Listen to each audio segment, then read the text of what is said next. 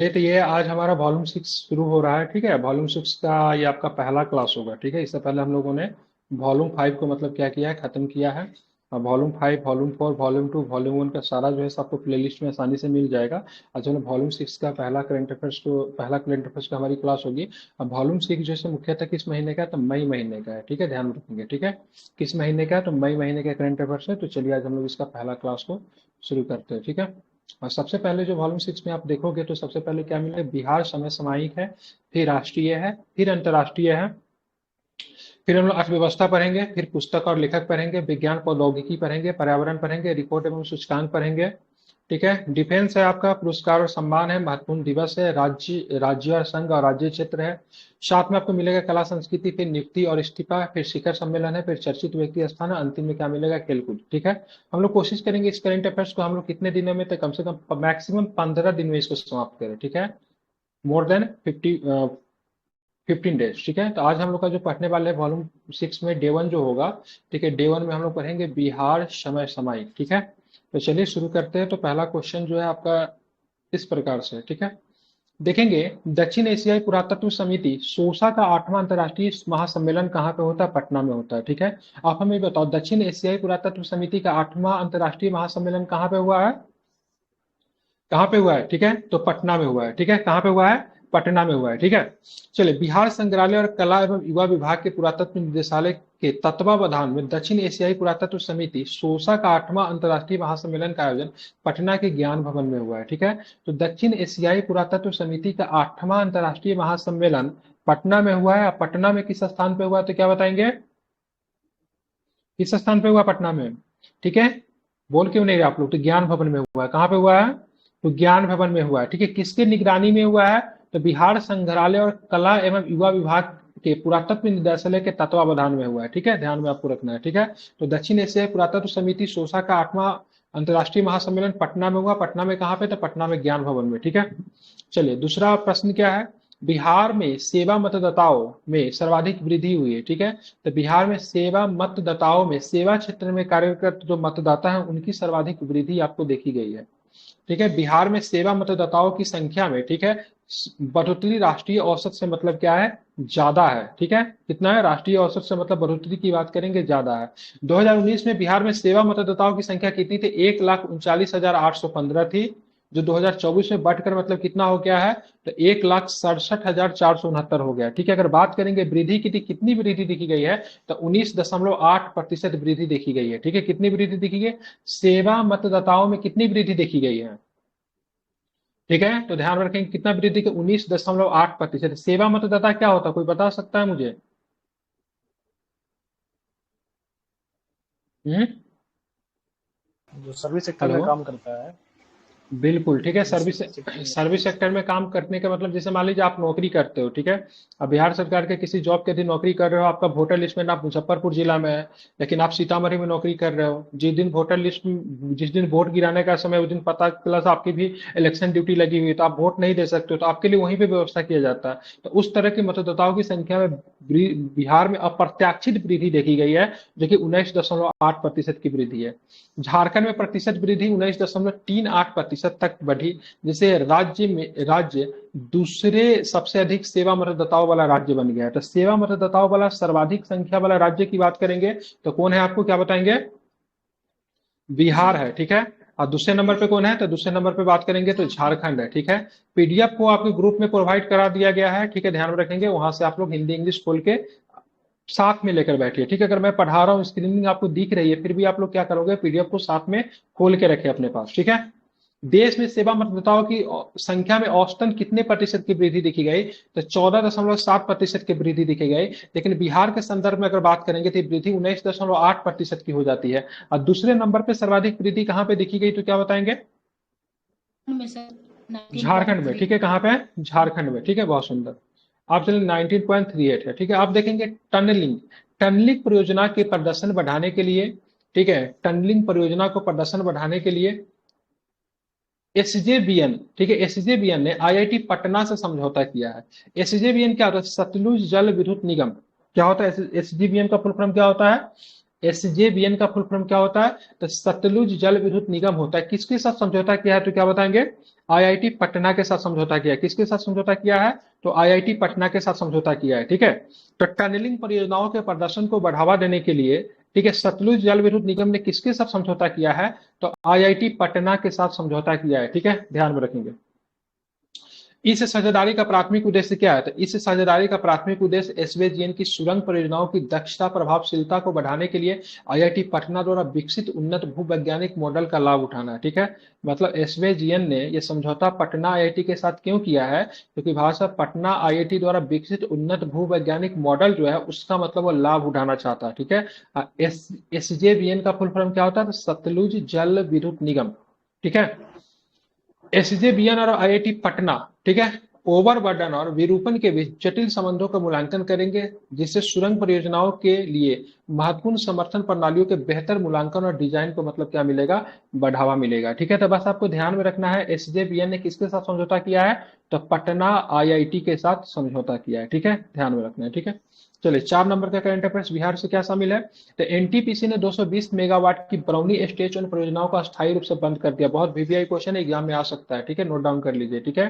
तो एनटीपीसी ने अपना एक परियोजना को, स्टेज वन परियोजनाओं को कहां पे बंद किया है? कहां वाला परियोजना को बंद कर दिया? तो क्या बताएंगे? तो ध्यान में रखना, कहां वाला परियोजना को बंद कर दिया है? तो बरौनी, ठीक है, बरौनी स्टेज वन परियोजना को अस्थायी रूप से मतलब क्या किया है? बंद कर दिया है, ठीक है। कितना मेगावाट की परियोजना थी ये? कितने मेगावाट की थी ये? 220 मेगावाट की, ठीक है, बिल्कुल, ठीक है, ध्यान में रखना। एनटीपीसी ने 220 मेगावाट की बरौनी स्टेज वन परियोजना को अस्थायी रूप से मतलब क्या कर दिया है? तो बंद कर दिया है, ठीक है, ध्यान में रखिएगा। राज्य के स्वामित्व वाला, राज्य के स्वामित्व वाला मतलब सरकारी थी, ठीक है, राज्य के अधीन थी। राज्य के स्वामित्व वाला बिजली कंपनी एनटीपीसी ने अपने 220 मेगावाट के Barauni thermal power station stage one को अस्थायी रूप से बंद कर दिया। बरौनी थर्मल पावर स्टेशन की बात करेंगे तो आप लोग जानते हैं बरौनी थर्मल पावर स्टेशन आपको किस राज्य में आपको देखने को मिलेगा? कहाँ पे मिलेगा? किस राज्य में?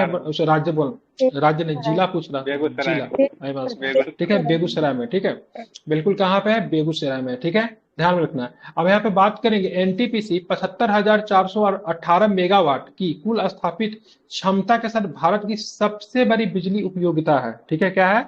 भारत की सबसे बड़ी मतलब क्या है? बिजली उपयोगिता है। स्थापित कब हुआ था? एनटीपीसी को कब स्थापित किया गया था? 1975 में, ठीक है, 1975 में स्थापित हुआ था। एनटीपीसी का लक्ष्य 2032 तक 130 गीगावाट की कंपनी बनने का है, ठीक है, 2032 तक कितने? 130 गीगावाट का कंपनी बनने का भी लक्ष्य है, ठीक है। स्थापना कब हुआ था? तो 1975 में। तो ये प्रश्न से आपको क्या निकल कर आया? इस प्रश्न निकल कर आया तो एनटीपीसी ने अपना 220 मेगावाट की बरौनी स्टेशन परियोजनाओं को अस्थायी रूप से मतलब क्या किया है? बंद कर दिया है, ठीक है, ध्यान में रखना है।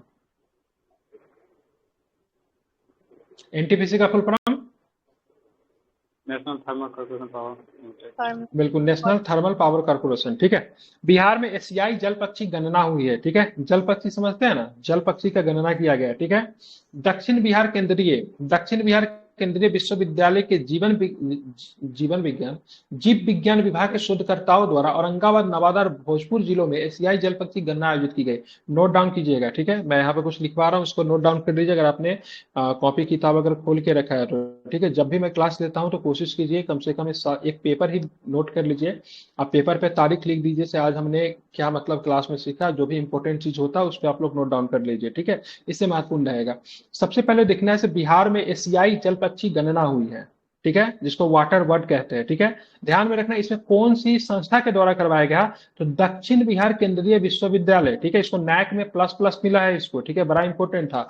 नैक के द्वारा, यूजीसी के द्वारा जब इसको किया गया तो एकमात्र विश्वविद्यालय इसको डबल प्लस मिला है रैंकिंग, ठीक है, ए प्लस प्लस आई थिंक मिला इसको। दक्षिण बिहार केंद्रीय विश्वविद्यालय गया में पड़ता है, ठीक है। आप ध्यान में, इसके द्वारा मतलब ये शोध, इनके जो शोधकर्ताओं के द्वारा जो गणना करवाई गई तो गणना किस किस जिला में हुआ? ठीक है, तो औरंगाबाद में हुआ, नवादा में हुआ और साथ में कहां पर हुआ? भोजपुर में हुआ। किन किन जिलों में जल पक्षी की गणना की गई क्या बताएंगे? औरंगाबाद, नवादा और भोजपुर में, ठीक है, बिल्कुल, ठीक है। आप देखें वाटर बर्ड, हाँ गया में, सॉरी, हाँ गया में, मैंने तो बोला ये दक्षिण बिहार वाला तो गया से ही तो शुरू होता है ना, ठीक है, ये दक्षिण बिहार केंद्रीय विश्वविद्यालय जो सबका गया में, ठीक है, गया में, औरंगाबाद में, नवादा में और भोजपुर में। किन किन जिलों में हुआ? फिर से रिपीट कर रहा हूँ, गया में, औरंगाबाद में, नवादा में और भोजपुर में, ठीक है। वाटर बर्ड जनगणना से प्रजातियों में वृद्धि का पता चलता है। जनगणना में 200 प्रजातियों के 5,538 जल पक्षियों की गणना की गई, पहचान की गई। जिनसे उनकी आबादी में 10 से 15% की वृद्धि दर्ज की गई। ठीक है, ध्यान में रखेंगे। ठीक है, ये एशियाई जल पक्षी गणना जो है, ठीक है, जिसको AWC कहते हैं, एशियाई क्षेत्र में वाटर बर्ड की आबादी की निगरानी के लिए वेटलैंड इंटरनेशनल और एशियन वेटलैंड ब्यूरो द्वारा आयोजित एक वार्षिक कार्यक्रम भी है। ठीक है, तो हमको उतना ध्यान में नहीं रखना, बस ध्यान में रखना है भाई साहब, दक्षिण बिहार केंद्रीय विश्वविद्यालय के जीव विज्ञान विभाग के द्वारा की जो शोधकर्ता उनके द्वारा गणना कराई गई, और साथ में औरंगाबाद, नवादा, भोजपुर और गया जिले जो था वहां पर ये गणना हुई। ठीक है, आगे चलेंगे। बिहार में जलवायु अनुकूल कृषि परियोजना शुरू की गई। ठीक है, मतलब क्या, जलवायु अनुकूल कृषि परियोजना कहां पे शुरुआत हुई है, तो बिहार में शुरुआत हुई है। ठीक है, तो बिहार में जलवायु अनुकूल कृषि परियोजना की मतलब क्या की गई, शुरुआत की गई। ठीक है, अब राजेंद्र प्रसाद केंद्रीय कृषि विश्वविद्यालय ने राज्य के विभिन्न हिस्सों में जलवायु लचीली कृषि कार्यान्वयन पर एक महत्वाकांक्षा परियोजना की शुरुआत की है। ठीक है, ये परियोजना कहाँ कहाँ पे चलेगी ना, ये हमारे लिए इंपॉर्टेंट हो जाता है। ठीक है, तो परियोजना मुख्य रूप से मुजफ्फरपुर, दरभंगा, पूर्वी और पश्चिमी चंपारण, ठीक है, सारण, गोपालगंज, मधुबनी, बेगूसराय, सीतामढ़ी जैसे जिलों में किसानों की लागत और नुकसान को कम करते हुए फसल उत्पादकता को बढ़ाना है। ठीक है, तो आपको 2-3 प्रश्न आपको यहाँ से बनेंगे। ठीक है, सबसे पहले प्रश्न की बात करेंगे, तो सबसे पहले प्रश्न बनेगा भाई, बिहार में जलवायु अनुकूल कृषि परियोजना की शुरुआत किसके द्वारा की गई है, राजेंद्र प्रसाद केंद्रीय कृषि विश्वविद्यालय के द्वारा। ठीक है, कहाँ कहाँ पे करवाया गया था, मुजफ्फरपुर, दरभंगा, पूर्वी और पश्चिमी चंपारण, सारण है, गोपालगंज है, मधुबनी है, बेगूसराय है, ठीक है, सीतामढ़ी है, इन जिलों में करवाएगा। इसका पर्पस क्या होगा, तो इनका पर्पस यही से भाई साहब, जलवायु लचीली कृषि के कार्यान्वयन पे एक महत्वाकांक्षी परियोजना है, मतलब अकॉर्डिंग टू द इन्वायरमेंट। ठीक है, जलवायु के अनुसार मतलब क्या करना, खेती वगैरह करना। आप लोग सिर्फ जलवायु के अनुसार खेती कैसे हो सकता है, मान लीजिए जिस क्षेत्र में, ठीक है, बारिश होती ही नहीं है, तो उस क्षेत्र में हमको धान की खेती क्यों करना है, उस क्षेत्र में मोटा अनाज लगा सकते हैं, क्योंकि मोटा अनाज बहुत ही शुष्क भूमि पर बहुत ही कम वर्षा में हो सकता है कि नहीं हो सकता है, समझ रहे हैं ना। मान लीजिए जिस क्षेत्र में बारिश कम होती है, अब वहां पे हम लोग क्या करेंगे, धान का खेती करेंगे, तो क्या होगा, हमको बहुत अधिक पानी डालने की आवश्यकता होगी, बोर्डिंग लगाना पड़ेगा। इसे नीचे से मतलब क्या होगा, लैंड वाटर जो अंडरग्राउंड वाटर जो होता है, ठीक है, उसका मतलब क्या होगा, बहुत ही ज्यादा मतलब उसका गलत तरीके से प्रयोग होगा। करने का तो कर सकते हैं, लेकिन क्या होगा, दोहन बहुत ज्यादा हो जाएगा, तो पर्यावरण अनुकूल हुआ क्या, नहीं हुआ। ठीक है, तो अब जो खेती करने के लिए क्षेत्र को इस प्रकार से हमको विकसित करना, पर्यावरण अनुकूल खेती करना, जिससे मानव का भरण पोषण भी हो जाए, अब पर्यावरण का भी बहुत ज्यादा दोहन ना हो जाए, मतलब प्रकृति के खिलाफ ना जाकर अकॉर्डिंग टू द मतलब प्रकृति खेती करना, उसमें बिहार भी अपना काम कर रहा है। इसके लिए राजेंद्र प्रसाद केंद्रीय विश्वविद्यालय ने राज्य भर में विभिन्न हिस्सों में जलवायु लचीली कृषि के कार्यान्वयन पर एक महत्वाकांक्षी परियोजना की शुरुआत की है। ठीक है, विभागों की परियोजनाओं की निगरानी के लिए नई प्रणाली वासिम, ठीक है, ध्यान रखें, क्या वामिस, विभागों की परियोजनाओं की निगरानी के लिए नई प्रणाली वामिस बिहार के बुनियादी ढांचा परियोजनाओं को भौतिक और वित्तीय प्रगति की प्रभावी निगरानी के लिए इसे 9 विभागों में चालू किया जाएगा। कितने विभाग में चालू किया जाएगा, वामिस को, ठीक है, 9 विभागों में चालू किया। रीजन क्या होगा, तो बिहार में बुनियादी ढांचा परियोजनाओं की भौतिक और वित्तीय प्रगति की प्रभावी निगरानी के लिए मतलब इसकी शुरुआत की गई है। ठीक है, वामिस क्या है, ये व्हाट इज वामिस, वामिस जो है WAMIS, वामिस क्या है, तो ध्यान रखो, वामिस एक सॉफ्टवेयर है। ठीक है, क्या है वामिस, क्या है, एप्लीकेशन से एक सॉफ्टवेयर है। ठीक है, तो वामिस एक सॉफ्टवेयर है जिसे प्रशासनिक अनुमोदन, तकनीकी बारीकियां, ठीक है, ई माप बुक, ठीक है, बिलिंग करने के लिए, सर्वेक्षण करने के लिए, स्थल का परीक्षण करने के लिए आदि से संबंधित सूचनाओं को संग्रहण के लिए मोबाइल एप्लीकेशन को भी शामिल किया गया है। तो ध्यान में आपको रखना है, वामिस जो है सो एडमिनिस्ट्रेशन को सुधारने में भी काम आएगा, प्रशासनिक प्रशासन को सुधारने में, तकनीकी बारीकियां मतलब जो टेक्निकल एरर जो होता है उसको भी जांच करने में, बिलिंग करने में, सर्वेक्षण करने में, स्थल का निरीक्षण करने में भी काम आ सकता है। वामिस एक सॉफ्टवेयर है। ठीक है, वामिस जो सॉफ्टवेयर जो कितने डिपार्टमेंट को मतलब रेगुलेट करेगा, कितने विभाग इसमें शामिल किए गए हैं, 9 विभाग। ठीक है, ध्यान में रखेंगे। ठीक है, 9 विभाग को मतलब क्या किया गया है, शामिल किया गया इसमें। ठीक है, कितने विभाग को शामिल किया गया है, तो 9 विभाग को इसमें शामिल किया गया है। ठीक है, यहाँ पे आपको ध्यान में रखना है। ठीक है, कितने विभाग को शामिल किया गया है, तो 9 विभाग को इसमें शामिल किया गया है। ठीक है, इंपॉर्टेंट है, इसे आप लोग क्या रखेंगे, ध्यान में रखेंगे। ठीक है, कितने विभाग को शामिल किया गया, तो 9 विभाग को इसमें शामिल किया गया। ठीक है, अब चलते हैं, यह नई सूचना प्रणाली, ठीक है, यह नई सूचना प्रणाली व्यापक वित्तीय, ठीक है, नई सूचना प्रणाली की बात करेंगे तो व्यापक वित्तीय प्रबंधन प्रणाली का पूरक होगी, साथ ही परियोजनाओं के प्रभावी प्रबंधन और निगरानी में भी सहायक होगी। मतलब एडमिनिस्ट्रेशन में भी, प्रबंधन में भी और साथ में निगरानी में भी, दोनों में मतलब काम करेगा ये आपका वामिस। ठीक है, तो बस ध्यान में रखना वामिस एक सॉफ्टवेयर है। ठीक है, और साथ में से 9 विभागों में इसको क्या किया गया है, शामिल किया गया है। ठीक है, आप देखिए टेली घनत्व में बिहार सबसे निचले पायदान पे है। ठीक है, टेली घनत्व समझते हैं ना, मतलब दूर संचार घनत्व जिसको कहते हैं, उसमें बिहार सबसे निचले घनत्व पे है। ठीक है, और दूर संचार को मतलब रेगुलेट करने का काम जो होता है, ठीक है, टेलीफोन रेगुलेटरी संस्था जो भारत में, वो ट्राई है। कौन है, कौन सी संस्था है, ट्राई है। ट्राई का एक्ट कब आया, तो कोई बताएगा ट्राई का एक्ट कब है, ट्राई एक्ट 7 में। बिल्कुल ठीक है, 1997 में ट्राई की एक्ट जो आई थी। ठीक है, 1997 की एक्ट है। ठीक है, तो टेलीकॉम रेगुलेटरी ट्राई है, उसने अपना एक रिपोर्ट निकाला। उसने बोला भाई साहब बिहार में, ठीक है, टेलीकॉम घनत्व बिहार सबसे निचले पायदान पे है। बिहार का दूरसंचार घनत्व कितना है, मतलब मात्र 56.6 है।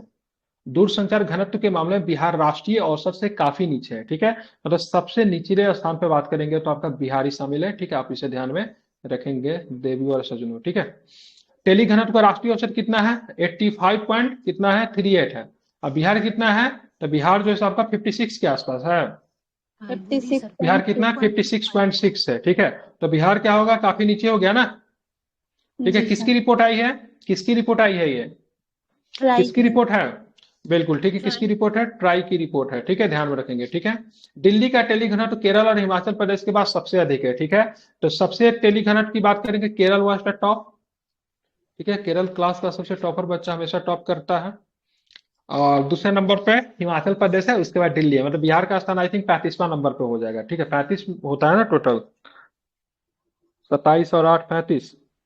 28 हाँ हुआ ठीक है, तो फिर सर, अच्छा 28 है, जो टोटल भी में हो। 28 राज्य हैं। हाँ ठीक है, तो 35 नंबर पे बिहार आपके, 35-36 नंबर पे जो भी होंगे आएंगे। सबसे टॉप पे केरल है टेली घनत्व में, फिर हिमाचल प्रदेश है, नीचे से टॉप उसके पे बाद बिहार दिल्ली है। है। ठीक है, हाँ नीचे से टॉप पे, ठीक, कहीं से भी टॉप रहना चाहिए, क्या दिक्कत है। और नेशनल औसत की बात करेंगे कितना है, तो 85.38 है। बिहार का कितना है, 56 दशमलव समथिंग है। ठीक है, 56.6। हाँ अब आते हैं पुरस्कार। ठीक है, बिहार से कुछ पुरस्कार मिला है। शरद सागर, शरद सागर 2024 young global leader of the world नामित किए गए। कि क्या नाम है इनका, शरद सागर इनका नाम है। ठीक है, 2024 के global leader of the world नामित किए गए। क्या नाम है इनका, शरद सागर। ठीक है, ध्यान में रखना है। आप चलते आगे। ठीक है, शरद सागर क्या, पूरा नाम शरद विवेक सागर है। हाँ शरद विवेक सागर है। इनसे पूछा भी जा सकता है। यंग ग्लोबल लीडर 2024 के लिए चुने गए हैं। ठीक है, तो यंग ग्लोबल लीडर के 2024 के लिए चुने जाने वाला कौन है, तो शरद विवेक सागर है। ठीक है, शरद सागर विश्व आर्थिक मंच द्वारा इस प्रतिष्ठित सम्मान के लिए चुने जाने वाला भारत के सबसे युवा और बिहार के पहले व्यक्ति है। ठीक है, ये ध्यान में रखना है, भारत के सबसे युवा है। ठीक है, और बिहार के पहले व्यक्ति, क्या नाम है इनका, शरद विवेक सागर। शरद को यह सम्मान सामाजिक उद्यम क्षेत्र में काम करने के लिए दिया है। ठीक है, किस लिए दिया गया है, तो सामाजिक उद्यम क्षेत्र में काम करने के लिए दिया गया है। ठीक है, वर्ष 2024 में सागर को हर साल जनवरी में आयोजित होने वाले विश्व आर्थिक मंच के प्रतिष्ठित दावोस शिखर सम्मेलन में शामिल होने का अवसर मिलेगा।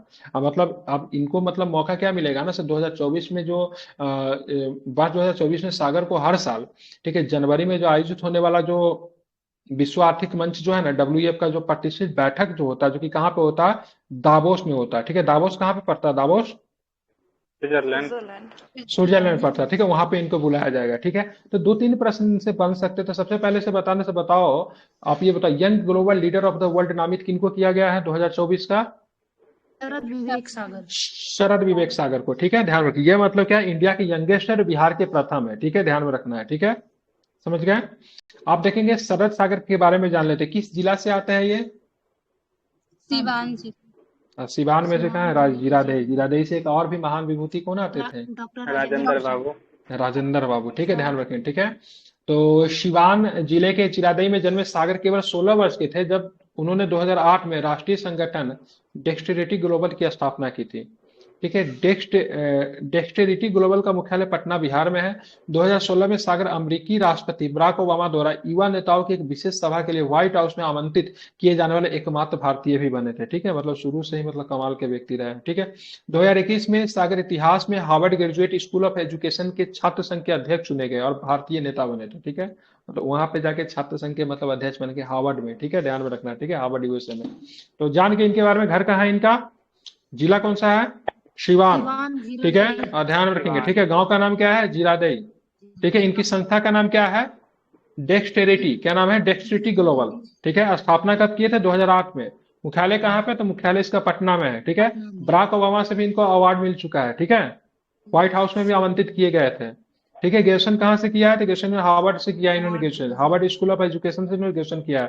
और छात्र में साथ में वहां पे छात्र संघ के नेता भी चुने गए थे। ठीक है, अ,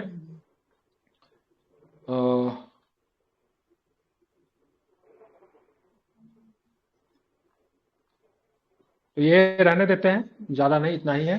ठीक है, बिहार आपका क्या हो गया? समाप्त हो गया। कल के क्लास में हम लोग क्या करेंगे? हम लोग नेशनल पढ़ेंगे। उससे पहले एक दो प्रश्न आप लोग से पूछ ले रहा हूँ। ठीक है, दक्षिण एशियाई पुरातत्व समिति का 8वां अंतर्राष्ट्रीय सम्मेलन पटना में कहाँ पे हुआ है? ज्ञान भवन। जल्दी जल्दी सभी लोग बताएंगे। ज्ञान भवन में हुआ है। ठीक है, ज्ञान भवन। चलिए, बिहार में सेवा मतदाताओं की संख्या में सर्वाधिक वृद्धि हुई, तो विश्व भारत में प्रथम स्थान पे कौन सा है सेवा मतदाताओं की संख्या में वृद्धि होने में?